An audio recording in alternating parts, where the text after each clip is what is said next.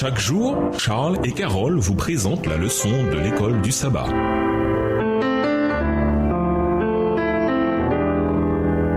Bienvenue dans votre émission. Dieu nous parle. Nous voilà à la leçon de vendredi. Pour aller plus loin. Dans tous les temps, le même esprit de haine et d'opposition à la vérité a toujours animé les ennemis de Dieu et le même esprit de vigilance et de fidélité a toujours été nécessaire à ses serviteurs. Jusqu'à la fin, ces paroles de Jésus à ses premiers disciples seront opportunes. Ce que je vous dis, je le dis à tous. Veillez. Marc 13, le verset 37. Texte tiré du livre La tragédie des siècles au chapitre 3, à la page 52. Livre écrit par Ellen G. White. Dans de nombreuses régions du monde, notamment où la Bible est en libre accès, Satan a employé d'autres moyens pour amoindrir son influence. Il a eu beaucoup de succès avec différentes entreprises scientifiques ou même avec la théologie biblique, qui prend parfois des positions qui sapent la confiance en la parole de Dieu. Exemple, bien que le livre de Daniel fasse remonter lui-même sa date d'écriture à plus de 500 ans avant Jésus-Christ, de nombreux érudits bibliques prétendent qu'il date du milieu du 2e siècle avant Jésus-Christ. Ils affirment qu'il est évidemment impossible que le prophète ait prédit l'avenir de manière exacte. C'est pourquoi, conclut-il, Daniel n'a pas été écrit à l'époque où le livre lui-même le prétend, mais plutôt des centaines d'années plus tard. Malheureusement, ce n'est qu'un mensonge parmi beaucoup d'autres que le monde cherche à nous imposer. Et pire encore, ce sont des spécialistes de la Bible qui les enseignent. Pas étonnant que Paul nous mette en garde. Examinez tout, retenez ce qui est bien. 1 Thessaloniciens 5, verset 21. À méditer. Revenez à la citation de la leçon de jeudi et réfléchissez à ceci. Comment Satan emploie-t-il des méthodes similaires aujourd'hui pour miner subtilement l'autorité des Écritures? Quelles sont nos plus grandes protections contre une mauvaise interprétation de la parole de Dieu? Dans le conflit entre le bien et le mal, la principale tentative de Satan est de diffamer le caractère de Dieu et de le présenter comme un tyran autoritaire et insensible. Comment le malin tente-t-il de faire cela? Et quelle est la réponse de Dieu à ces mensonges? L'apôtre Pierre affirme qu'aucune prophétie n'est une affaire d'interprétation personnelle. 2 Pierre 1, verset 20, version second 21. Comment être sûr que nous ne déformons pas le sens des Écritures à des fins personnelles? Pourquoi est-ce plus facile qu'on ne le pense? Et pourquoi devons-nous donc nous prémunir contre cette pratique? Comment? Au revoir. Et à demain si Dieu veut.